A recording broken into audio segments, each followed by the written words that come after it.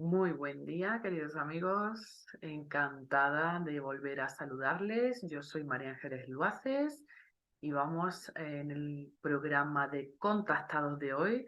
Vamos a tener un invitado especial, un invitado muy importante de España, un contactado muy importante que nos va a sorprender con sus experiencias, con sus historias de contacto, con sus experiencias de contacto enriquecedoras. Muchas gracias por estar ahí. Vamos a darle la bienvenida. Gracias. Bueno, muy buen día para todos, bienvenidos. Hoy tenemos el placer y el honor de recibir a Manuel Estrada. Manuel es de Puente Genil, Córdoba, en España, y es uno de los más importantes contactados de España. Y ahora nos va a contar su experiencia, sus experiencias de contacto, que son enriquecedoras y son maravillosas. Bienvenido, Manuel, ¿cómo estás? Pues bien hallado y me encuentro ciertamente muy satisfecho de poder compartir contigo y con todos vosotros esta oportunidad de entrar en algo absolutamente trascendental como es el contacto y sobre todo actualmente con la coyuntura tan trascendental que estamos viviendo, como tú bien sabes. Estoy bien, gracias. Encantados de tenerte en el programa, Manuel. Y bueno, para empezar, a mí me gustaría que nos contaras un poco cómo empezaste a abrir, pues, abrirte o abrir la mente, la percepción a que existen seres en otros mundos, en otras realidades, en otras esferas. ¿Y cómo fue tus primeras experiencias en este mundo? Actualmente sé y entiendo de que todos los que como tú y como los demás somos conscientes de la realidad de este tipo de civilizaciones, de hermanos nuestros, cósmicamente hablando. Hemos sido conscientes desde siempre porque de alguna manera estamos vinculados a la propia realidad de la que estamos hablando. Quiero decir con todo esto de que en realidad cuando cualquiera de nosotros entiende una de estas verdades, entiende una de estas realidades, es porque pertenece a las mismas, es porque forma parte de ellas, por eso las reconoce. Ese reconocimiento es desde siempre, desde que somos conscientes de nuestro propio sentir y pensar en lo más profundo. Y ocurre en la infancia normalmente, porque la inmensa mayoría de los que nos encontramos vinculados al fenómeno del contactismo somos parte de un extraordinario y complejo proceso de colaboración con el despertar de la humanidad. Y este proceso, este hecho, este, este deseo por parte del propio universo de manifestarse consta con la coparticipación de infinidad de civilizaciones de evolutivos. Entonces, desde nuestra infancia, y no quiero hablar de mí, sino de nosotros, somos conscientes de esta realidad y de que venimos de otros lugares y que hemos llegado aquí para realizar una tarea de concienciación y de siembra y de inspiración. Y no hablo de mí, como digo, hablo de todos nosotros, incluyéndote a ti, por supuesto. Entonces, decías al principio de que era un contactado de todos los horarios y que esa idea de la necesidad de nuestra propia participación y colaboración es fundamental y tiene que serlo para que se cumpla el propósito y podamos finalmente lograr que este mundo despierte, que este mundo amanezca a las auténticas leyes universales, que las integre en su propio desarrollo y su porvenir inmediato y que por lo tanto también pueda finalmente romper estas viejas estructuras que están oxidando a la propia humanidad. Y es momento, fíjate bien de que ahora cuando se está produciendo por un lado este despertar de la población mundial, otrora también al mismo tiempo hay una resistencia de los lados opuestos, de los lados contrarios. Y es lo que se está observando. Perdón, por ello el contacto y el contactismo se está profundizando, está aumentando, se está desarrollando con mucha más profusión y a la vez el negacionismo inconsciente por parte de la sociedad. Y esta es la mítica y tan mencionada batalla en los cielos y también en la tierra, entre los que somos conscientes de esta esperanza, de esta verdad, y los que se resisten a entenderla por miles de razones. Y esta lucha interiormente cruenta, difícil y angustiante, será cada vez más punzante e inevitable. Porque es así. Además, incluso esta humanidad, la propia Tierra, está pronta a experimentar el llamado parto de la humanidad. La Tierra está gestando a la última civilización en el corazón humano. Y esa gestación, que está en un proceso muy desarrollado, está mostrando sintomáticamente fenómenos de compleja inquietud, en un sentido de soledad y de soledad. Y por ello el contacto ahora es muy importante, pero no desde el punto de vista fenomenológico, no desde el punto de vista tecnológico, ni tampoco ni mucho menos respecto de la aparente y bella realidad de poder tener una relación con estas otras humanidades. El contacto íntimo con la divinidad, el contacto íntimo con nuestra esencia, el contacto íntimo con eso de sagrado que hay en nosotros, porque se tienen que producir dos tipos de contacto, de contactismo. El contacto galáctico, porque el término extraterrestre no me gusta, me parece demasiado geográfico y limitante. El contacto universal, el contacto galáctico, pero sobre todo también el contacto espiritual y el contacto con nuestra propia esencia. Todos somos originarios de la fuente divina. Todos, absolutamente todos. Algunos tenemos un proceso de compromiso muy importante, como he dicho al principio, y tenemos el deber de dar lo que se nos entregó, de entregar lo que se nos dio. No se os da la verdad, ni se os da la luz, para que la guardéis bajo el ceremiz, dijo el maestro, sino más bien para que la situéis en el centro del hogar y podáis iluminar toda la estancia. La estancia, metafóricamente, es esta realidad y esta humanidad. Los que no son conscientes de esta verdad universal tienen que estar prestos a encontrarse consigo mismos, porque ahora se hace evidente ese principio, ese axioma que afirma, recuerda que la salida siempre es hacia adentro.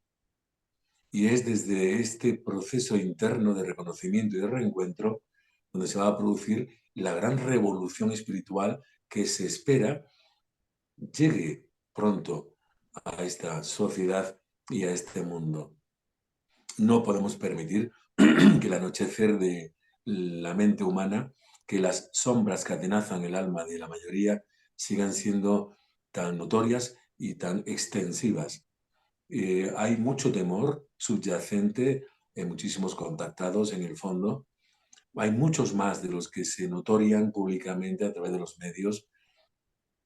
Soy consciente como tú de que la inmensa mayoría están a la espera de algunas otras señales que les inviten de manera mucho más ardiente a manifestarse públicamente y compartir estas pistas y estas señales sobre la existencia de la vida más allá de nuestro mundo, de la vida más allá de la muerte, de la vida más allá de nuestras limitaciones, de la vida más allá de cualquier tipo de fórmula de definición, de la vida grandilocuente, magna y universal.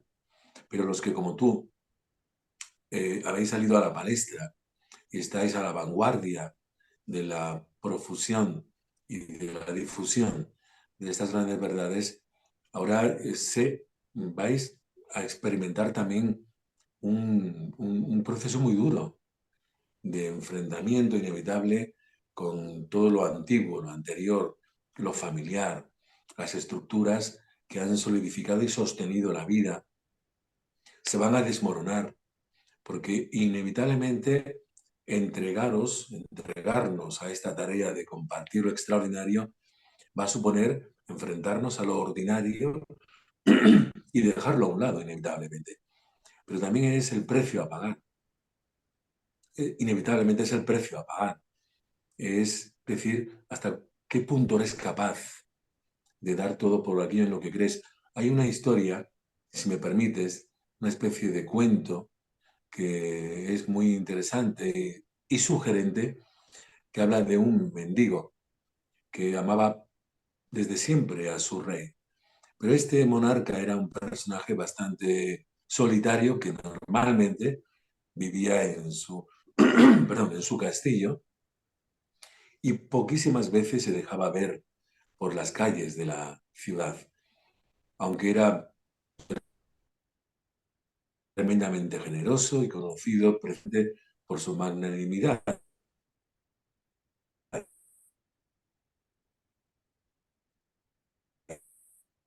y su bondad.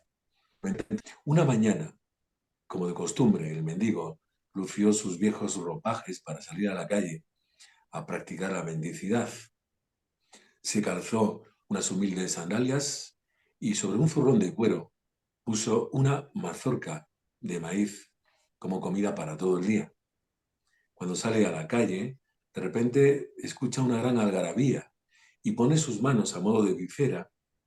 Entonces ve al final de la calle que la comitiva real se estaba acercando. Él no podía creerlo. Es el rey, dijo con gran confusión y alegría al mismo tiempo. Y se dio cuenta de que él estaba vestido muy humildemente. Entonces quiso volver a su choza para buscar una túnica más decente. Pero le fue imposible. La multitud en tropel lo arrastraba hacia arriba. Finalmente se vio junto a la carroza real. No supo qué decir. Se quedó mudo. De repente el rey baja, le pone la mano en el hombro y le dice: mendigo, ¿tienes algo para mí? Este, confundido, le dijo: Majestad, soy un mendigo. Pues, ¿qué puedo darte a ti? Y se acordó de su mazorca. Tímidamente introdujo la mano y sacó un grano de maíz. Se lo colocó al rey en la mano. El rey la cerró y dijo: gracias por tu generosidad. No supo cómo reaccionar. El mendigo se sintió más confuso aún y se alejó. El mendigo no reparó en que se hizo tarde y aún no había comido. Estaba muy confuso. Llegó a su humilde choza nuevamente y prendió la leña para tostar el maíz. Al sacarlo del zurrón vio que en lugar del grano que había entregado al rey había una pepita de oro. Entonces lloró y se sintió muy miserable y pensó: he sido egoísta. Si le hubiese dado toda la mazorca, yo ahora seré inmensamente rico. La enseñanza de este cuento es que el rey representa la verdad que amamos, aquello que tanto amamos, la mazorca, nuestro ego, nuestras propiedades, y lo que damos de nosotros es aquello que somos capaces de entregar desprendidamente. Mientras más entregas de ti, el universo más te compensa, más se funde con tu propia esencia. Es el valor irresponsable a veces de la confianza en la correspondencia universal, pero exige un salto al vacío de lo inconcreto, muchas veces al pensar: si me desprendo de lo que soy y de todo lo que tengo, me quedaré sin nada y entonces estaré ingrávido en un mundo que no me sostiene. Y en ese tipo de principios universales es necesario la confianza más extrema para entender cómo son estas leyes. De ahí que vuelvo a insistir en la idea absolutamente necesaria de la doble vertiente del contacto actualmente: el contacto galáctico y el contacto divino. Y no sé cuál de ellos es más necesario, porque en el fondo todos estos seres, independientemente de muchas otras teorías, y estas actuales civilizaciones son servidores del plan divino, al igual que nosotros, unos de un modo, otros de otra manera. Pero todos los seres humanos, absolutamente todos, están cumpliendo un principio de interrelación con la humanidad y están a la vez satisfaciendo los deseos de este propio universo. Ningún ser humano es en absoluto prescindible. Esa idea de la imprescindibilidad del ser humano es totalmente inexacta porque todos somos fundamentales y extraordinariamente importantes. Volvemos a pensar y recordemos las palabras de este poeta tan extraordinariamente querido por mí y por ti, como es Tagore, que decía: cada niño que nace al mundo trae el mensaje de que Dios sigue confiando en el hombre. Entonces somos un sueño aún no despierto de la divinidad. Y la principal función del contactismo es hablar del despertar en cualquier sentido de la realidad y de este universo que es nuestro hogar. Permíteme que vuelva a citar a Tagore, porque la sabiduría siempre es citable necesariamente, cuando decía: pobre del ser humano que tiene patria, porque su lugar es muy pequeño en el universo. Al principio, cuando yo era niño, esta máxima me sedujo intelectualmente y espiritualmente de un modo superlativo, hasta que me di cuenta de que incluso este universo no es nuestro último destino, sino uno de ellos. Obviamente somos universales, y si vamos más en profundidad, somos hijos de este universo, somos habitantes de este universo, pero estamos destinados a universos aún más espirituales y más extraordinarios, más allá de las fronteras de cualquier tipo de atrevida definición de estas magnas creaciones. Es decir, que lo extraordinario, incluso en comparación con lo que nos aguarda, es ordinario. Y nunca seremos capaces ni de intentar definir esas realidades que nos aguardan. Es parte de la esencia de las vivencias del contactismo en la inmensa mayoría de los que estamos en, en las filas de funcionarios sin sueldo de la esperanza y de la luz. Pero sí, somos funcionarios de una institución galáctica, llamémosla como queramos, que ahora se está manifestando de un modo tremendamente urgente.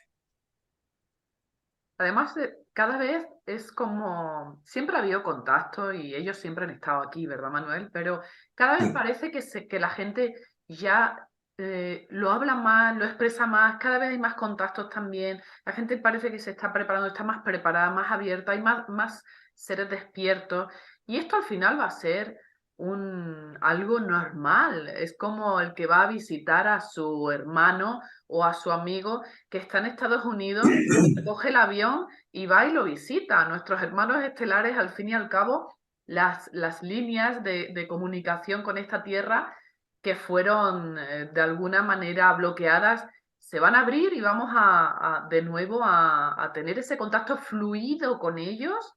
Y de hecho, bueno, hacia esa dirección parece que va todo, ¿no? O que vamos, esta Eh, humanidad va evolucionando en esa dirección.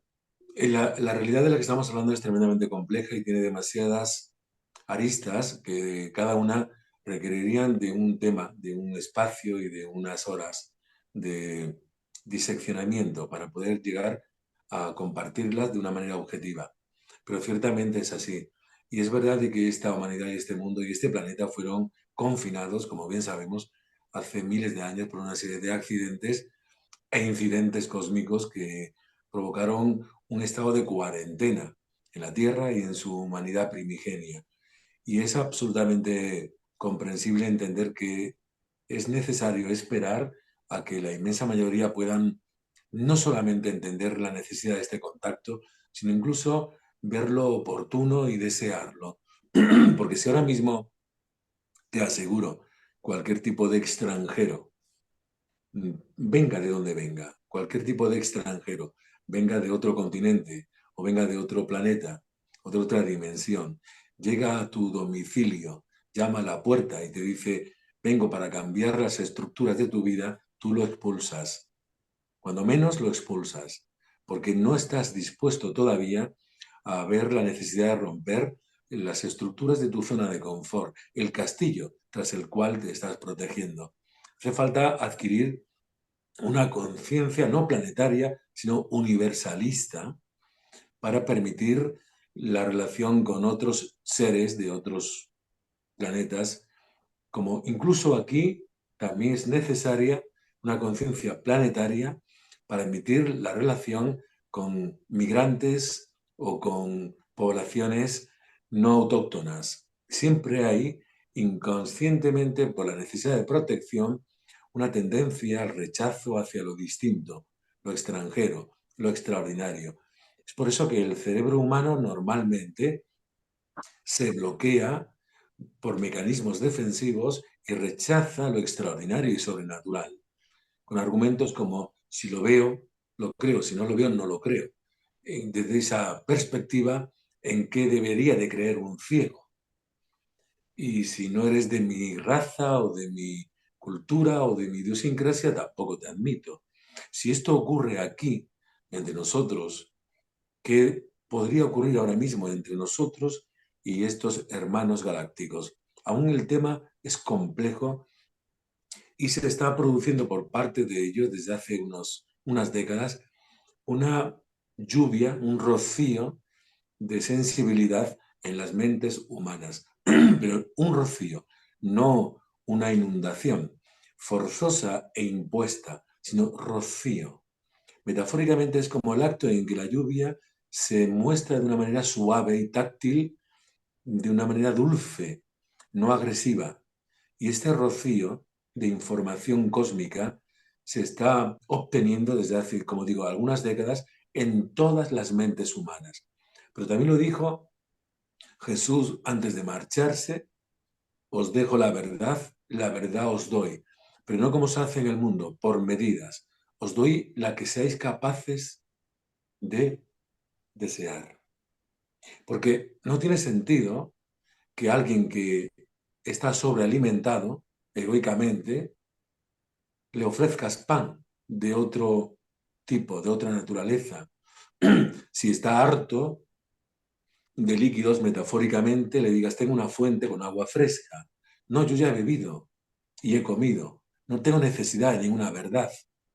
Hasta que no se rompe eso y entra el hambre interna, el hambre espiritual, no se busca la verdad.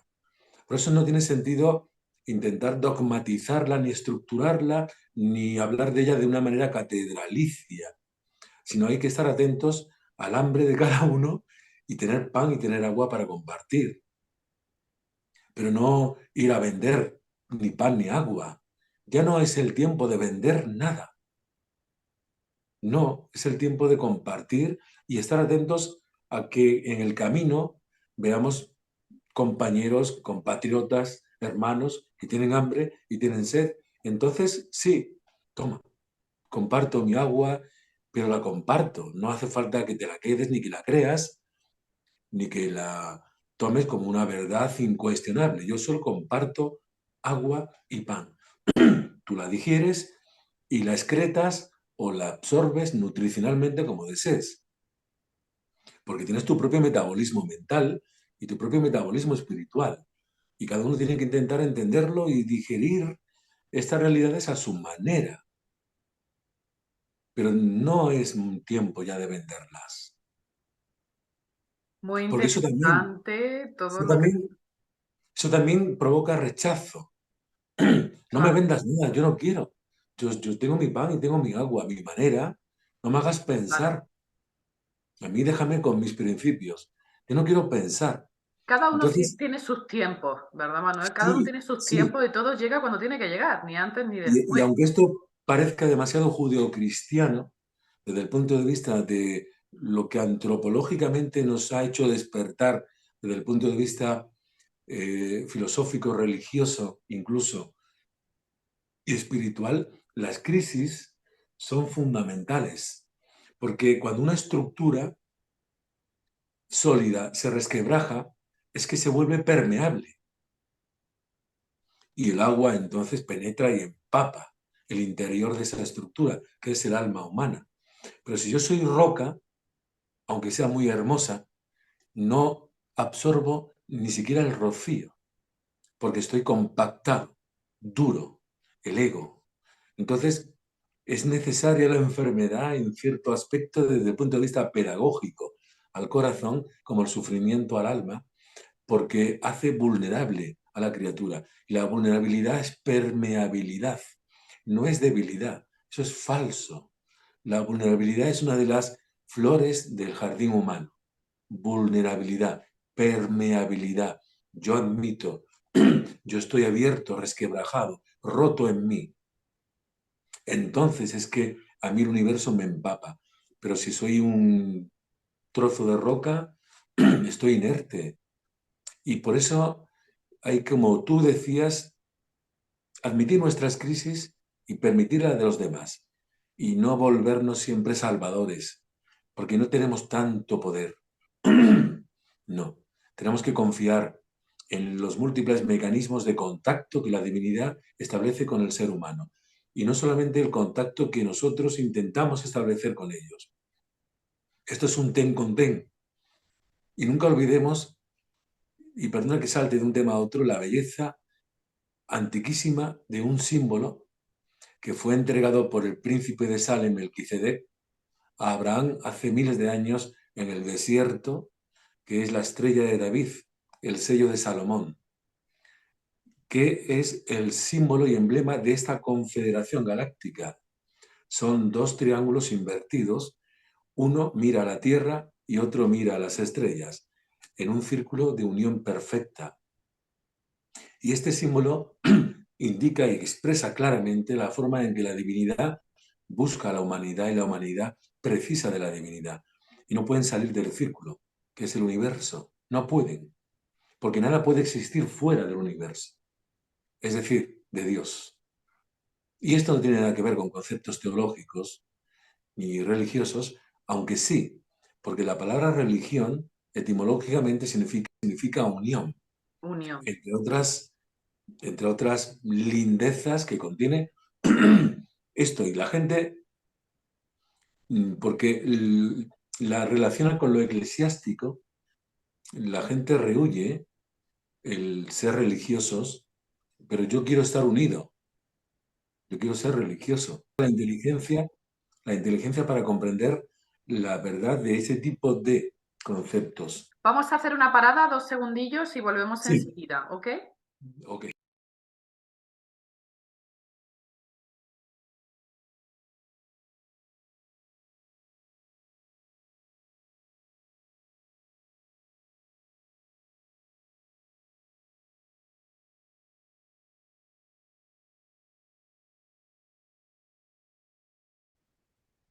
Bueno, volvemos del descanso, de la paradita.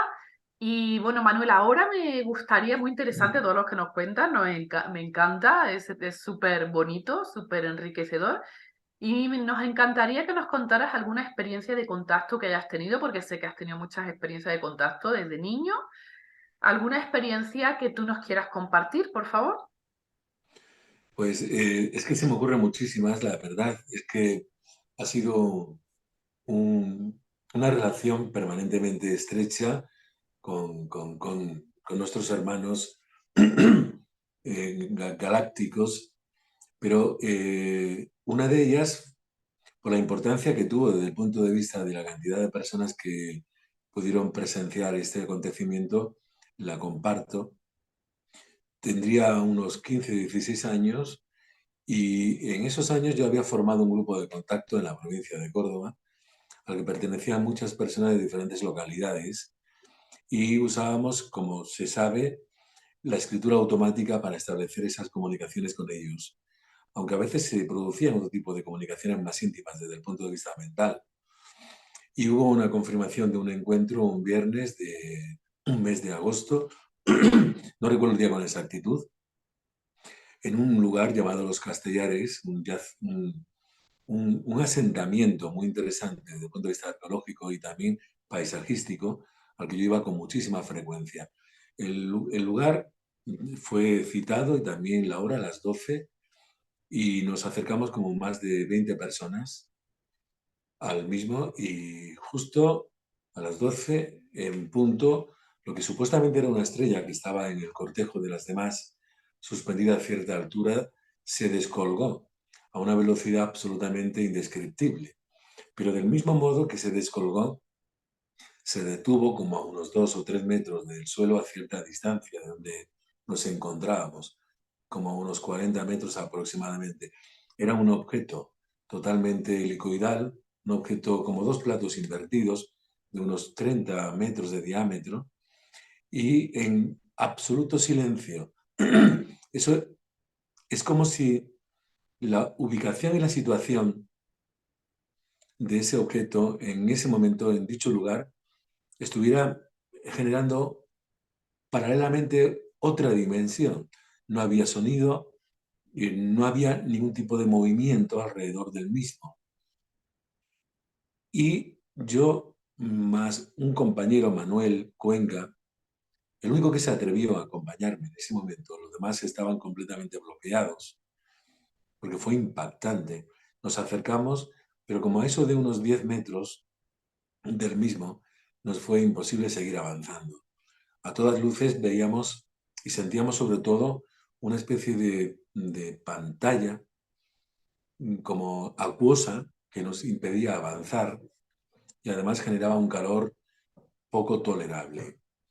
Entonces yo y él entendimos que no podíamos seguir y de repente, no sé cómo, aparece por la parte de atrás del objeto un ser muy alto, de unos 2 metros aproximadamente, fórnido, corpulento, enfundado en una especie de traje muy metálico, de color como dorado, muy pegado al cuerpo, el pelo era blanquecino, lacio, largo, por detrás de la espalda, ojos muy ascendentes, de un azul intenso, de un aspecto absolutamente como nórdico, bellísimo. Y yo no sabía, tampoco pude ver bien toda su anatomía, pero yo no sabía si era exactamente mujer o varón. Era bellísimo. Y tenía precisamente en un tono muy azul y grande, ese emblema en el centro del pecho, el sello de Salomón o la estrella de David.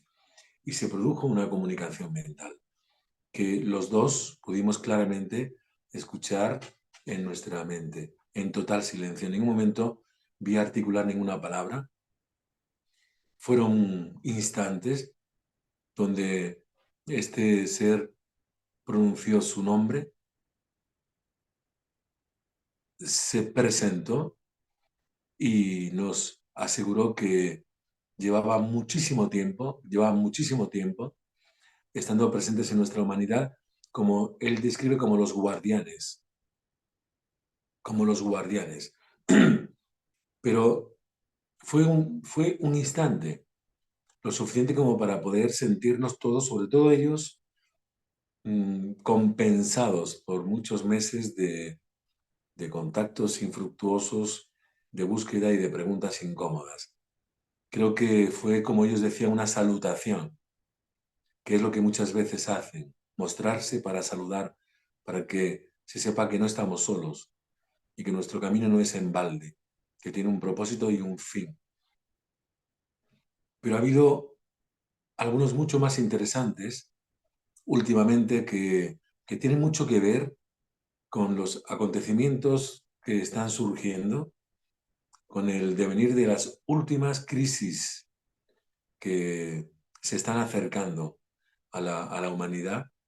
Al igual que he dicho anteriormente, las crisis tienen un significado absolutamente de abrir la naturaleza humana en el individuo y las crisis planetarias necesariamente provocan un cambio de sofisma y de paradigma en los pueblos.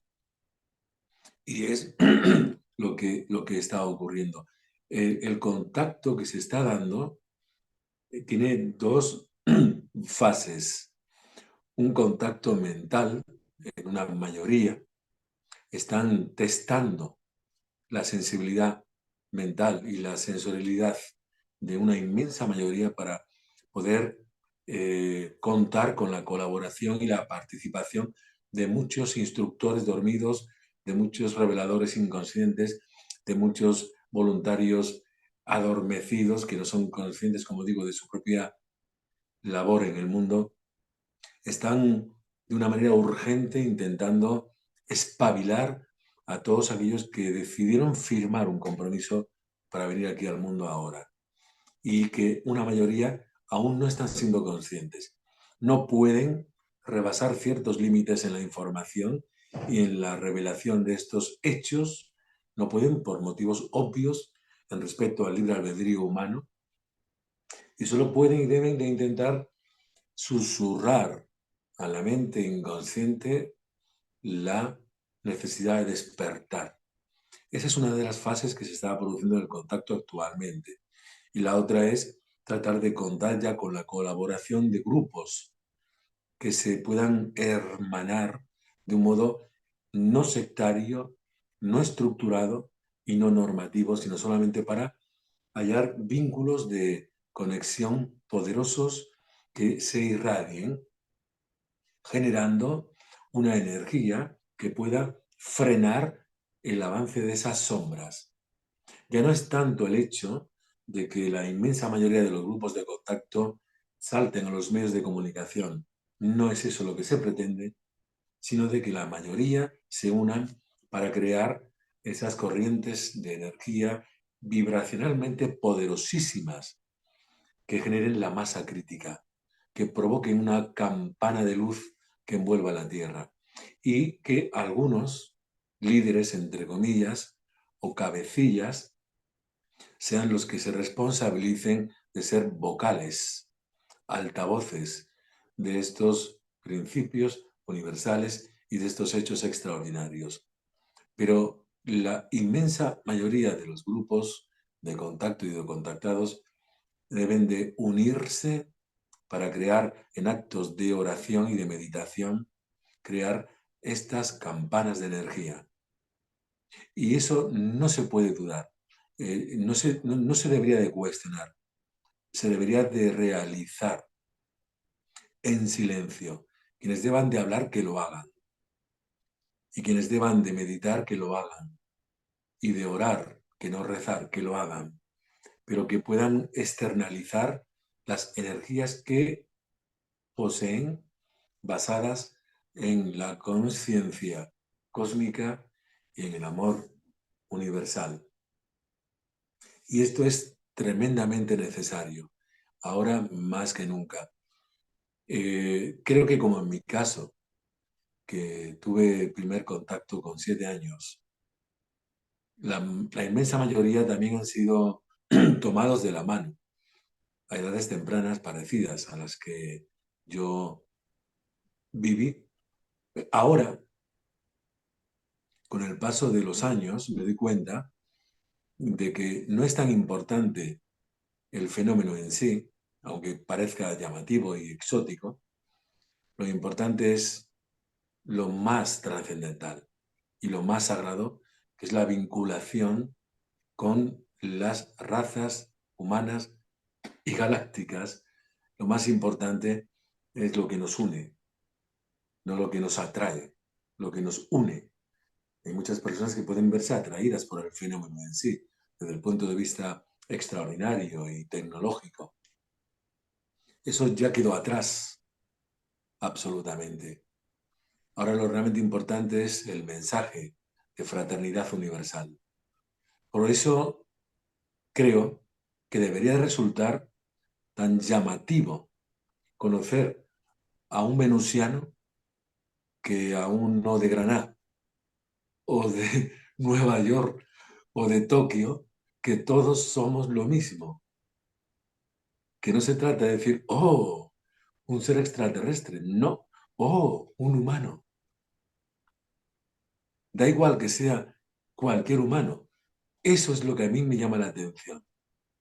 Que la gente parece estar muy alucinada a veces con el fenómeno extraterrestre y no con el hecho de la vida en sí, de la existencia de seres humanos como hijos únicos de Dios, irrepetibles, de la realidad de que somos semillas crísticas, de que somos un sueño de Dios. aún no despertado.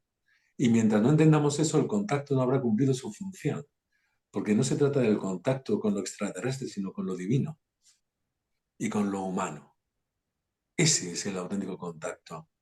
Y Qué se están interesante. perdiendo muchas oportunidades de hablar de lo realmente trascendente por seguir aún atraídos por lo exótico. Y no se trata de eso, aunque entiendo que resulte necesario exponerlo y compartirlo.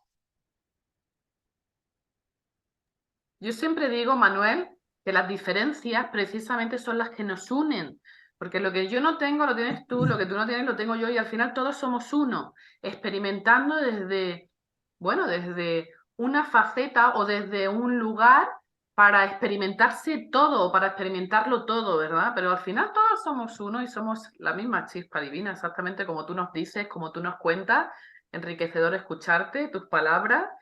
Yo Y, creo, perdón. perdón, creo que sí, que las diferencias son tremendamente nutritivas, pero lo que hemos de intentar encontrar en nosotros es una de las herramientas más inspiradoras que se nos ha dado desde el punto de vista universal, que es la conciencia. La conciencia sería la inteligencia del alma, al igual que la inteligencia es la conciencia del cuerpo, la inteligencia desde el punto de vista estructural y mecánico en el cerebro sería como la conciencia física, pero la auténtica conciencia sería la inteligencia del alma. Es curioso, uno de los orígenes de la inteligencia, etimológicamente, en la antigua Roma, al principio, Roma llegó a universalizarse gracias a las calzadas, que les permitieron conquistar el mundo, transportar ejércitos. Y las calzadas eran, en principio, planificadas y vistas por una suerte de topógrafos autóctonos muy hábiles en la exploración del terreno y en la captación de los lugares más adecuados para trazar una calzada. Estos hábiles buscadores del camino se llamaban inteligere, los que ven el camino. Uno de los orígenes de la palabra inteligencia, los que ven el camino. Es decir, que la inteligencia debe de intentar volver en nuestros conceptos a sus orígenes y dejar las catedrales, dejar los libros, dejar las universidades y dejar los títulos, que muchas veces la prestigian, pero no la dan a entender ni la muestran como realmente es la inteligencia. La inteligencia es la capacidad para ver el camino Totalmente. y recorrerlo de una manera productiva, evolutivamente hablando. Qué sabias palabras, Manuel. La verdad es que yo me quedaría horas escuchándote. Vamos a hacer la última parada, si te parece, y volvemos Sí. enseguida, ¿sí?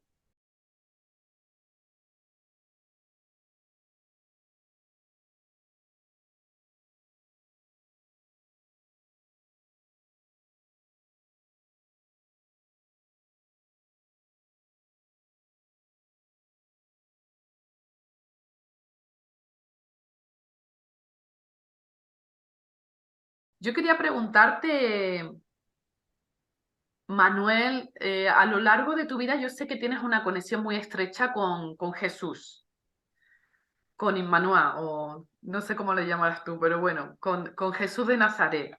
Esta historia de Jesús de Nazaret, fíjate que a lo largo de la evolución de estas humanidades se ha repetido en muchas ocasiones, lo de nacer de una virgen, nacer pobre o en un pesebre, ser perseguido, ser un avatar, nacer un 25 de diciembre. Esto se ha repetido con Atis de Friginia, con Buda en la India, con Dionisio en Grecia, con Mitras en Persia, con Osiris en Egipto, con Zoroastro en Asia Menor.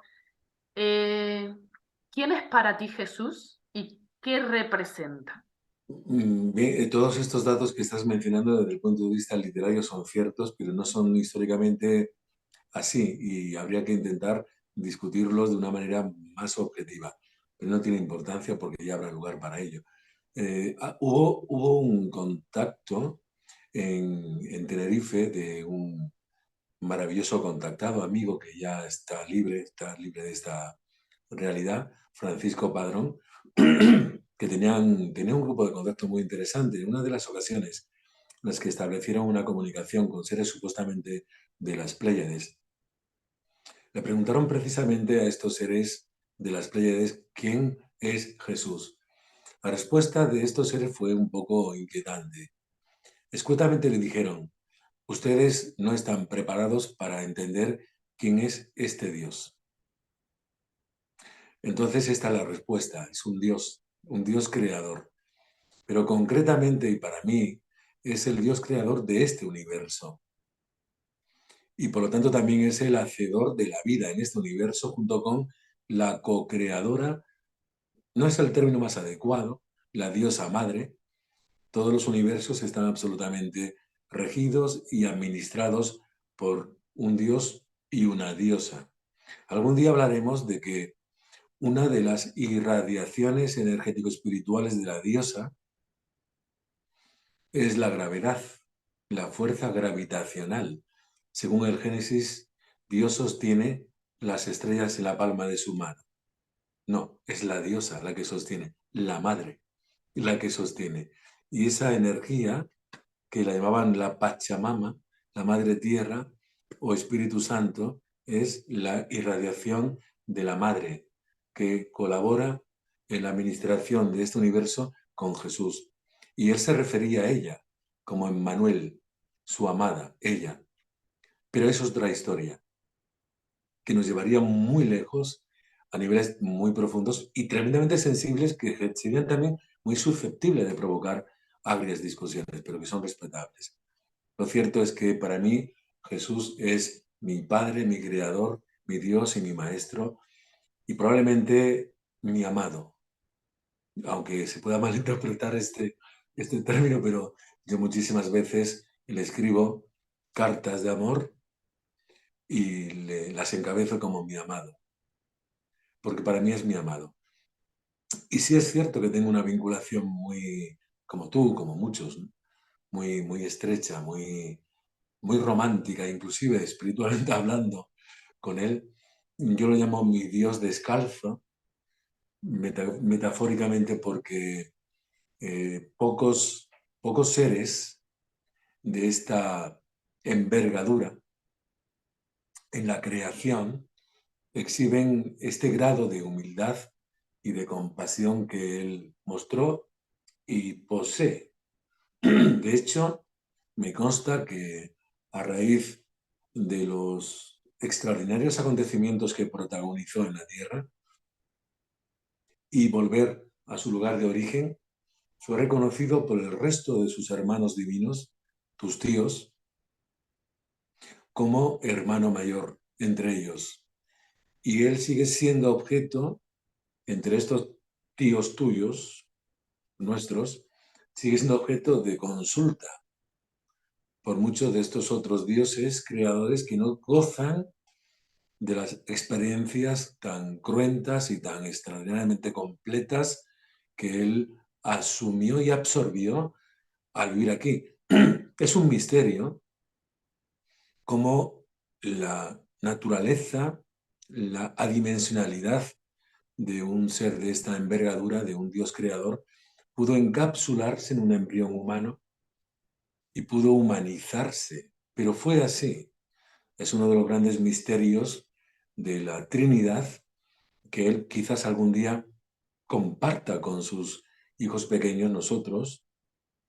Te puedo, te puedo asegurar, por motivos personales de contactismo individual, que estos pueblos de las estrellas, el 80% de los que actualmente se encuentran aquí, son servidores suyos, están aquí por servicio a él. Son parte de sus funcionarios, pero esos sí están en nómina. Tú no, yo tampoco. Esos sí están en nómina y tienen sus paguillas, tienen sus vacaciones, tienen sus cosas. Es otra jerarquía y otra estructura de civilizaciones. Pero por supuesto, aquí nadie nadie, ni nosotros, ni ellos están por casualidad. Es decir, los visitantes galácticos desde hace un tiempo tienen que pasar filtros por parte de la Confederación que les permitan interactuar con nosotros, absorber nuestra espiritualidad inmanente. Ten en cuenta que al haber sido un mundo de la cruz, un mundo crístico, y lo es uno de los diferentes templos de este universo. Si me permites la vulgaridad, una especie de rocío galáctico al que peregrinan muchísimos pueblos de las estrellas por devoción a su Dios creador, perdón, Jesús de Nazaret. Y aquí esa energía crística, esa energía de Él, está presente, no solamente en Palestina o en Israel, está presente en toda la tierra, está presente en el mundo, está presente en todas las razas, aunque no sean conscientes de ello, aunque lo hayan olvidado. Pero creo que algún día, porque es así, todo hijo reconocerá a su padre y que ese encuentro será inevitable. Y él lo prometió. Y como Dios de palabra, no la puede incumplir. Sé que hay muchas teorías paralelas, sé de Sananda, sé del logo solar, sé de Maitreya, sé de estas teorías. Sé de Benjamin Crane, que es el albacea de los mensajes de Maitreya supuestamente en el mundo. Sé de este tipo de supuestas encarnaciones de Jesús, pero a mi entender no es así. A mi entender, con todos mis respetos, creo que cuando Él dé cumplimiento a su palabra, lo hará en toda su extensión física y espiritual, tal como prometió, entre otras cosas. Es decir, Él como responsable legislativo y administrativo de este universo, tiene la obligación técnica de cumplir con sus prerrogativas como dirigente universal. Tiene que venir, lo prometió.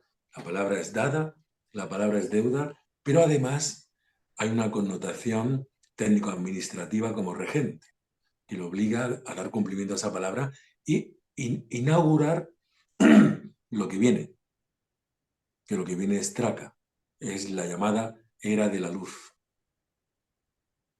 la era de la luz y de la fraternidad. Es el lamentable o afortunadamente el destino que nos aguarda, la luz. Bien para muchos, mal para otros que no están de acuerdo.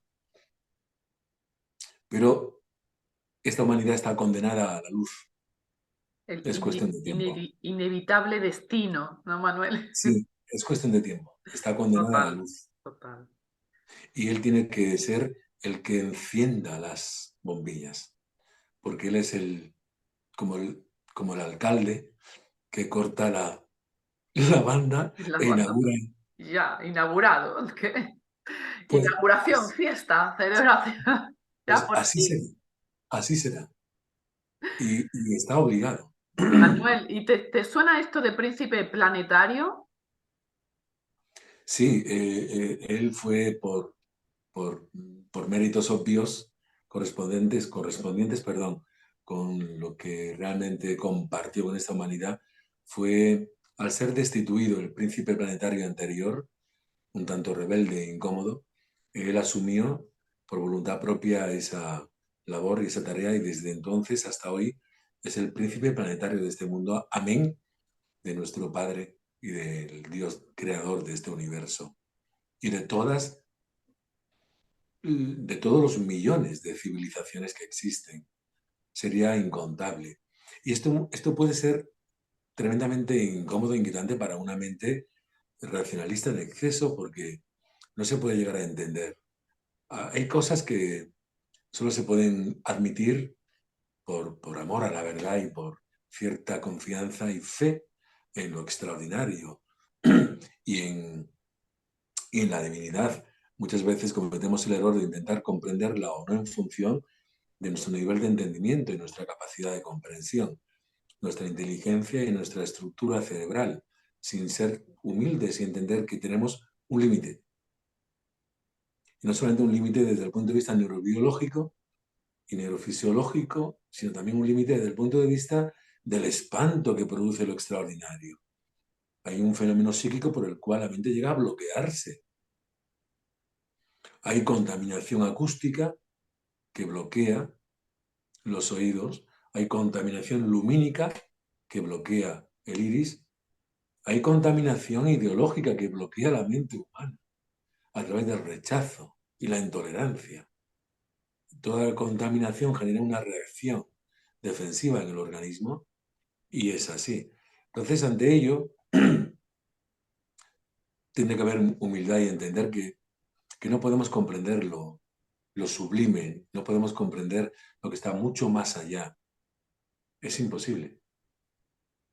Yo me quedo, Manuel, con respecto al tema que estamos hablando del príncipe planetario de Immanuel o de Jesús, de qué amor tan grande y tan inmenso y tan infinito tiene este ser para venir a hacerse o encapsularse, como tú muy bien has dicho, en un cuerpo humano, hacerse igual a nosotros o a los seres que habitan en esta esfera, a esos seres que muchos, como tú bien dices y expresas, no ven más allá de la realidad física, no saben, son por ignorancia, por lo que sea, porque todavía están evolucionando, porque son pequeños todavía, por lo que sea, no ven más allá, pero él vino a iluminar o a encender esa llama, a enseñar el camino, a dejar sembrados los pasos bueno, para llegar al Padre y llegar